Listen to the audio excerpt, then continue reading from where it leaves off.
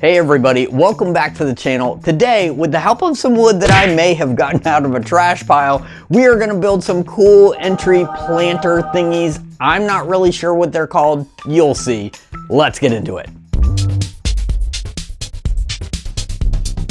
Now before we get started, I just want to let you know that neither one of these designs are my original ideas. I did see them while I was out and about, and I thought they would be a lot of fun to build as long as we make them a little bit cooler. Now I did create a full set of plans for both designs. They're in a bundle on our website, so if you're interested in building one for yourself, just hit the link below. It's a beautiful Saturday here in Florida. Perfect weather to burn some yard debris and build a couple little projects. For the first planter or plant stand, you'll need some 2x4s. I'm using some cutoffs that I picked up at the local Home Depot from their shipping pallet trash pile. And yes, I did ask first. You're going to need two 36-inch pieces, three 18-inch pieces, and two 12-inch pieces. Now I decided to remove the rounded corners from my pieces just to make them look a little less like just 2x4s screwed together, but this step is totally optional. With that done, I marked out the new width of my 2x4s on the center of the two 12-inch pieces, set my miter saw to 15 degrees, and cut an angle on each end. These will be the feet of our stand.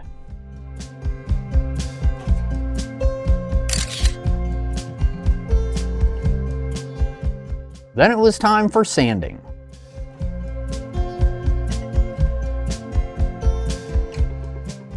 With the sanding complete, I cut a scrap piece of 5/8 inch plywood to 18 by 9 inches.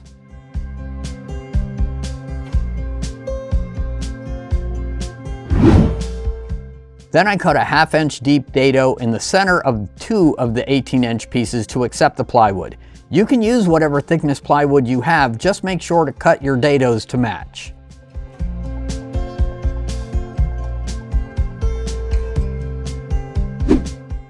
I also cut a piece of 2x6 to 23 inches long for the top cap, and added a large chamfer around one side.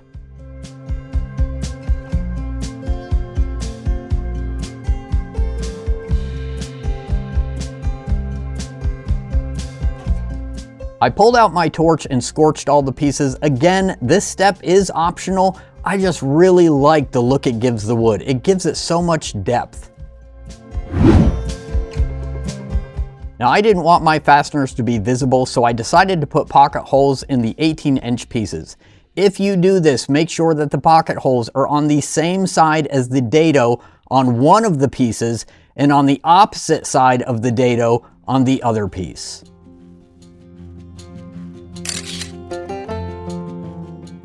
I figured it would be easier to go ahead and stain everything before assembly.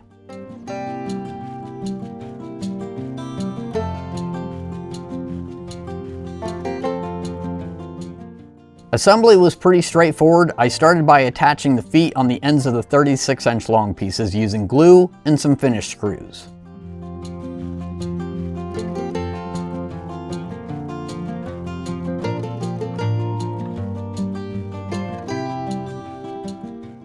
Then I used some 3-inch screws to attach the three 18-inch pieces.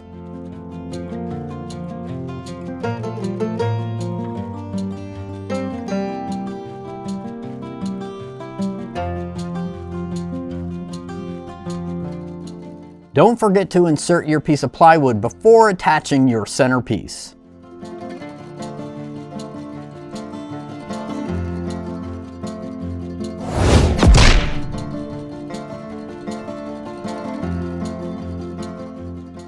I attached the top cap through the underside, again trying to keep the fasteners out of sight, and then I added an eyelet to the underside of the centerpiece.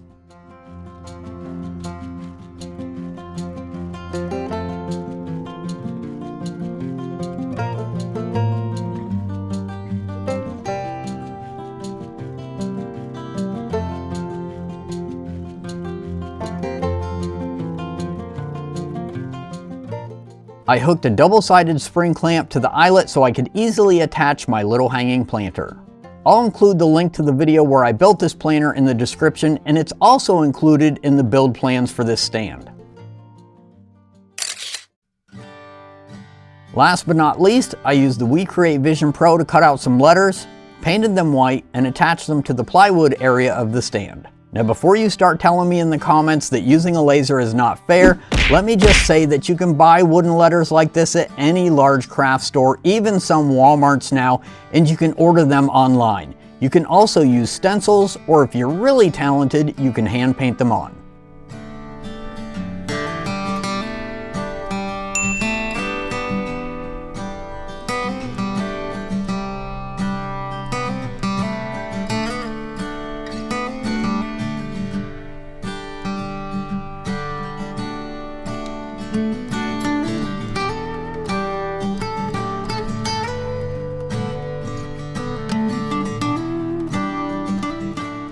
When I first saw this design, I knew it was something that I wanted to build myself. I really like the idea of the eyelet so that you can buy hanging plants and just swap them out throughout the year. Now, if you don't want to use hanging plants, you could always build a small planter box to put right here at the bottom and just use that. Like I said before, the plans for this small little planter I have here are included with the plans for this stand. So if you're interested in building either one, just hit the link below.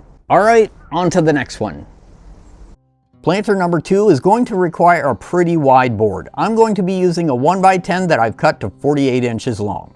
I don't have enough of the 1x10 left to build the planter box at the bottom, so I cut up some pieces of a 6-inch cedar fence picket and joined them together with pocket holes to get the width that I wanted. The box at the bottom is going to be the same width as the 1x10, so you want your front panel to be that same width, and then your 2 side panels to be cut to 9 inches long.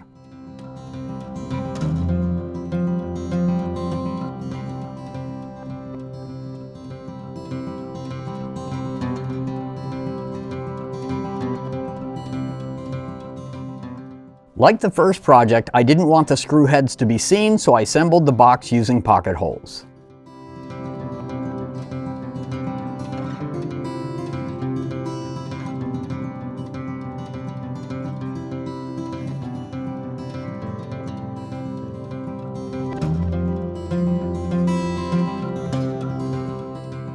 I ripped down some 2-inch wide strips for the bottom of the box, leaving spaces between them for drainage.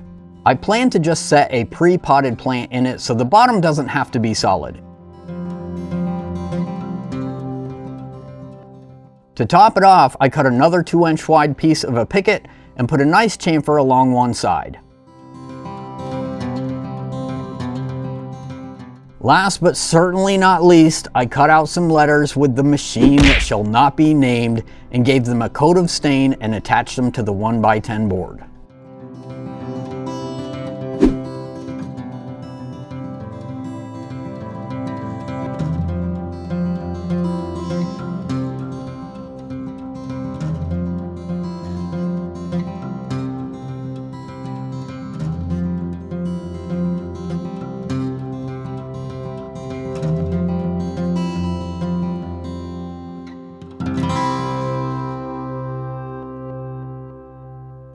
Now you probably noticed that I didn't add any finish to this one, and I also put all the letters to one side, and there are reasons for that. My wife walked in about mid-build and she really wanted to stain it, but I was already kind of on a roll, so I just tacked these letters on with just a few small pin nails so they can easily pop off when she's ready to stain it. I also put the lettering off to one side because, as you can see, we got this jasmine here, and she would like to put a little mini trellis up this side for the jasmine to climb up. You can do whatever you want. You can center your letters or leave them to one side like this for decorations or a climbing plant of your own. As you can see in the video, I did put little feet on the bottom, and that's just to keep the wood up off the ground so it doesn't absorb any moisture. Alright, both of our projects are done. Let me know in the comments below which one's your favorite. Like I said before, the plans for both of these and the planter are all included together in a bundle on our website. I'll leave the link in the description below if you want to build any of these for yourself. A big thank you to all our Grove members for your continual support. We really appreciate it. And thank you to all of you for watching.